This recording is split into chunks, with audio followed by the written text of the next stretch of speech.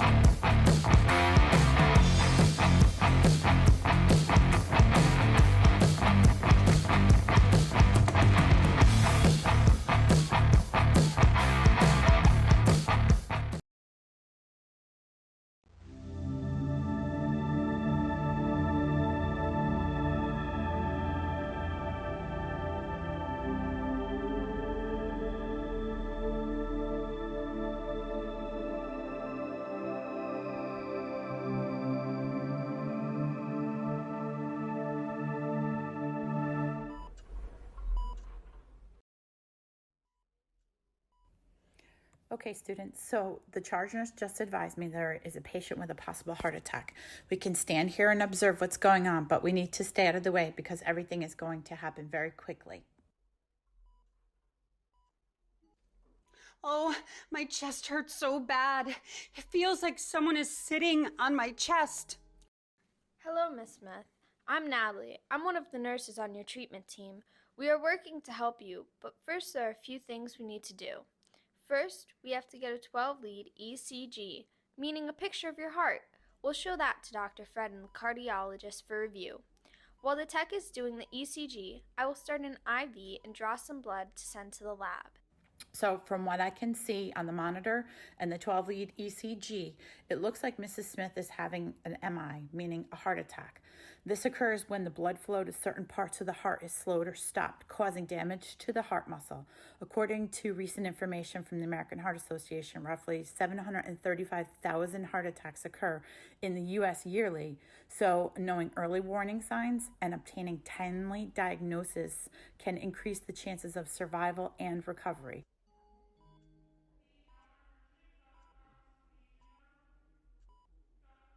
What are some of the early warning signs?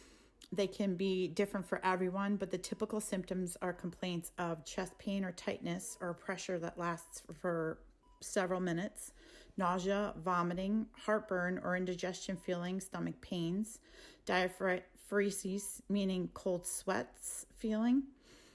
They can have sudden dizziness or lightheaded feeling. Pain that may radiate down the left arm, maybe across the chest or to the neck or the jaw or to the back, and some complain of shortness of breath or difficulty breathing. Great. So the labs will be drawn on the patient. What labs do you think they'll need?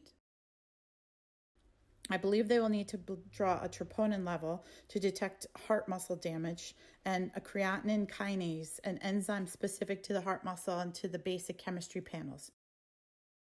Yes, the main component that Dr. Fred will look at this time is the ECG. Dr. Fred will specifically look at the ST segments on the 12 lead.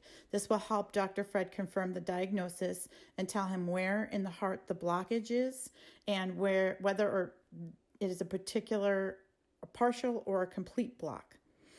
The ECG will be sent to the cardiologist for review, and they will determine whether there is a need for cardiac catheterization or not. Dr. Fred is going to talk to the patient now. Let's listen. Mrs. Smith, hello. How are you feeling? Oh, I feel like someone is sitting on my chest.